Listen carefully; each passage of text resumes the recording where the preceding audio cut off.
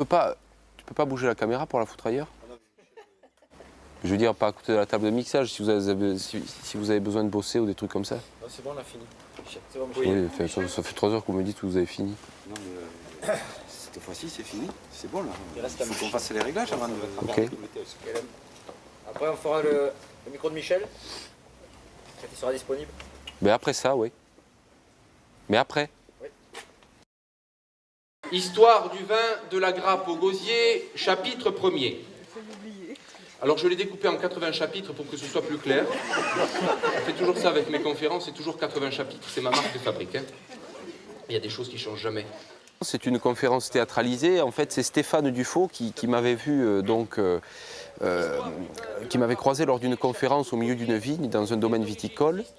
Et bon, c'était quand même une conférence un peu animée, quoi, quelque chose d'assez ludique et d'amusant pour le public. Mais donc il avait assisté à ce spectacle-là, et ça lui a fait naître l'idée en lui de théâtraliser encore plus cette conférence. Parce qu'à l'issue du spectacle, on a discuté tous les deux, et puis comme je suis un peu branché théâtre aussi, que j'aime bien ça, enfin, d'un point de vue intellectuel, quoi. Je n'ai jamais joué vraiment au théâtre. Et donc lui m'a proposé de monter sur les planches et plutôt que d'avoir une connaissance théorique du texte, me lancer dans une connaissance sensible, c'est-à-dire incarner un peu un personnage et un texte un peu plus fort au niveau des émotions qu'une simple conférence froide et absconse. Le vin, comme le yaourt, est aussi bien évidemment indissociable de la culture grecque.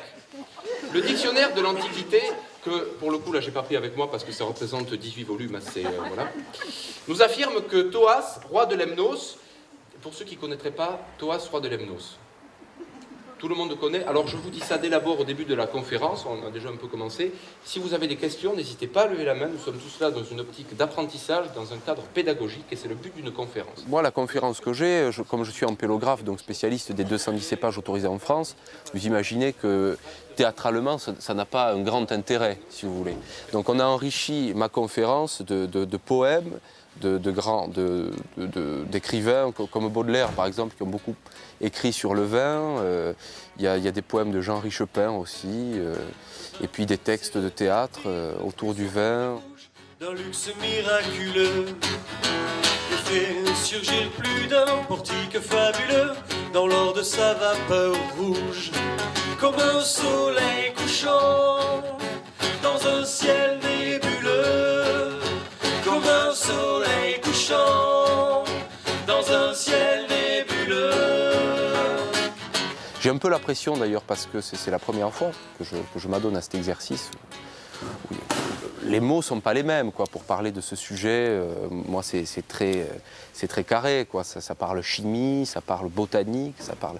Là, pas du tout. Il y a la poésie qui rentre en jeu.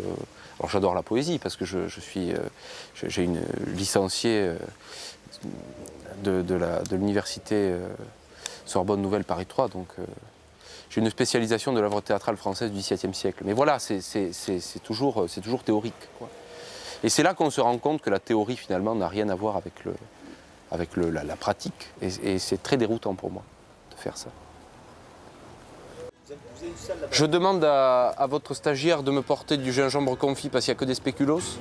Elle me ramène des lus à la noisette. C'est difficile pour tout le monde. Est-ce qu'on peut arrêter 5 minutes de faire du bordel derrière? Il faut qu'on finisse les réglages. Hein? Ces réglages, ils ont osé la... Bon, ben écoutez, finissez les réglages. Moi, j'en ai rien à foutre, de toute façon, votre truc. Vous m'appellerez quand vous aurez fini.